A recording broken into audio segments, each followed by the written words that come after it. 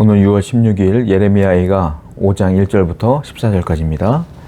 1절 말씀이에요. 여호와여, 우리가 당한 것을 기억하시고 우리가 받은 치욕을 살펴보옵소서. 선지자는 하나님께 기도하기 시작합니다. 하나님, 우리가 당한 것을 기억해 주세요. 그리고 하나님, 우리가 당한 치욕을 살펴주세요. 이 말이에요.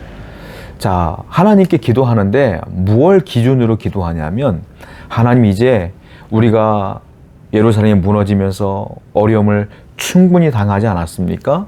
하나님의 심판을 이제 다 당했으니 이제는 심판을 거두어 주세요 라고 기도하는데, 어떻게 기도하냐면 기억하세요, 기억하시고, 이 말이에요. 뭘 기억할까요? 언약을 기억해 달라는 겁니다. 하나님이 이스라엘 백성들에게 주신 언약을 좀 기억해 주세요. 약속을 기억해 주세요. 우리는 하나님의 백성이라고 하나님이 언약해 주셨으며, 젖과 꿀이 흐르는 땅으로 인도한다고 언약해 주셨으며, 우리를 보호한다고 언약해 주셨으니 그 언약을 기억해 주셔서 우리를 구원해 주세요. 이 말이에요. 여러분, 선지자는 하나님께 어떻게 기도해야 되는지 정확히 알고 있어요. 하나님은 어떤 하나님일까요? 약속의 하나님이에요.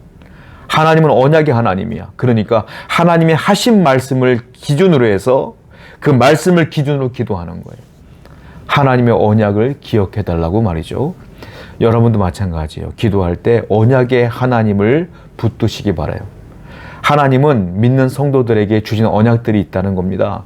고난 가운데, 고통 가운데서도요, 그 고난과 고통에 매몰되지 마시고 그 가운데서도 하나님의 언약을 기억해내는 성도가 되어야 된다라는 거예요.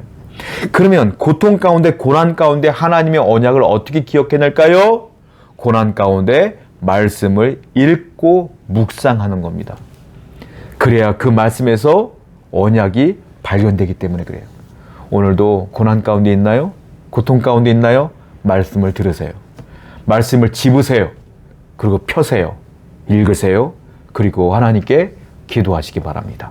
반드시 하나님이 건져 주십니다. 2절입니다. 우리의 기업이 외인들에게, 우리의 집들도 이방인들에게 돌아갔나이다. 우리는 아버지 없는 고아들이오며 우리의 어머니는 과부들 같으니. 계속해서 기도합니다. 하나님이요, 우리를 좀 구원해 주십시오 라고 기도하는데, 우리의 기업이 외인들에게 넘어갔고요, 우리의 집들도 이방인들에게 빼앗겼습니다. 그리고 우리는 아버지 없는 고아들이 되었고 우리의 어머니들은 과부가 되었습니다. 이렇게 표현하고 있어요. 여기 중요한 게 나오는데 2절에 기업이 외인들에게 넘어갔습니다 이렇게 표현하고 있는데요, 기업이라고 하는 단어는 하나님의 언약을 의미하는 거예요. 하나님이 약속하신 것, 언약. 그래서 일부러 기업이라는 단어를 쓴 겁니다. 하나님께서 언약하신 이 땅, 예루살렘, 유다 이 땅이 외인들에게 짓밟히고 있지 않습니까? 그리고 또 하나는 우리는 아버지 없는 고아가 되었고 어머니는 아버지 잃은 과부가 되었습니다라고 말하고 있어요. 그 당시 유대인들 법에 의하면 여호와의 기업은 고아와 과부는 못 받아요. 그러니까 지금 우리는 기업을 받을 수 없는 존재가 되었습니다라는 표현을 하고 있는 거예요.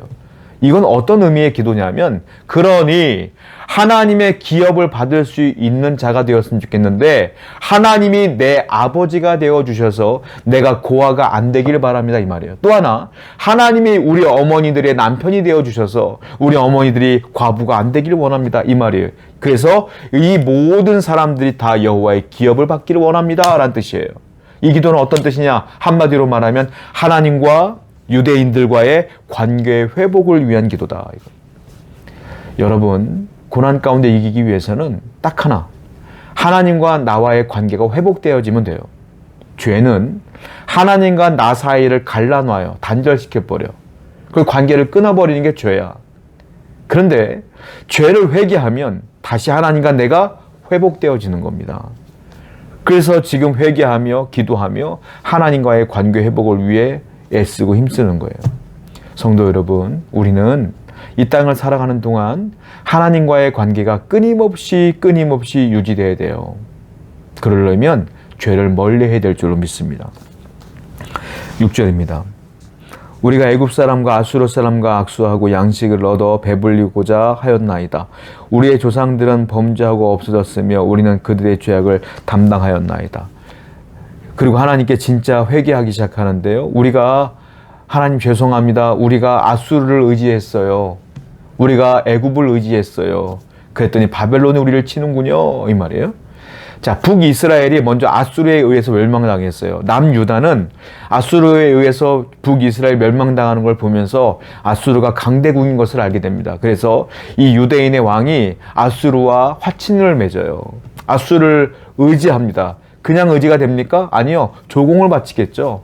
그러면서 철저하게 우리를 도와달라고 의지하는 거예요. 그런데 아수르가 멸망당했어요. 그러니까 그 옆에 보니까 애굽도 커. 그러니까 애굽에게 또 요청하는 거예요. 똑같이. 그랬더니 바벨론이 다 무너뜨린 거야. 그래서 회개하는 겁니다. 하나님 죄송해요. 우리가 멍청했습니다. 사람이 아니라 국가가 아니라 하나님을 의지했어야 되는데 라고 회개하는 거예요. 그리고 또 하나 7절에 보니까 우리의 조상들은 범죄하고 없어졌습니다 라고 조상의 죄까지 얘기를 해요. 선지자는 무슨 말일까요? 조상이 그렇게 죄를 지었음에도 불구하고 그 심판은 지금 우리에게 나타나는 거야. 이 말은 뭐예요? 이 죄가 오래되었다는 거죠. 하나님은 다른 말로 오래 참으셨다 이거예요. 정말로 오래 참으셨다. 그 전에도 그 조상들에게도 수많은 선지자를 보내면서 회개하라고 했으나 그들은 회개치 않았고 그 죄가 계속 넘어오면서 오늘까지 이르렀고 결국은 오늘도 회개하지 않으니까 하나님이 심판하시는 것이다 이 말이에요. 철저하게 회개하는 선지자의 모습을 볼 수 있어요. 또 하나 하나님은 사랑이 많으셔서 참 오래도 참으셨구나 라는 걸 깨달아요. 심판하는 요 장면만 보면 사람들은 하나님이 왜 사랑이 없어 그럴 수 있겠지만 요 부분을 보면 얼마나 오래 참았는지를 보게 돼요. 성도 여러분, 하나님은 오래 참는 분이에요. 성도 여러분, 우리는 철저하게 회개해야 돼요. 그러므로 하나님의 오래 참는 사랑을 이용하여 죄짓지 마세요. 늘 회개하고 철저히 회개하며 하나님의 사랑 안에 거하는 여러분 되기를 축원드립니다. 기도합시다. 하나님은 죄를 멀리 하십니다. 하나님은 그러나 오래 참으십니다. 하나님 그러므로 우리가 죄를 지었으면 성령이 양심의 귀를 기울여 늘 회개하게 하여 주옵소서. 예수님의 이름으로 기도드렸습니다. 아멘.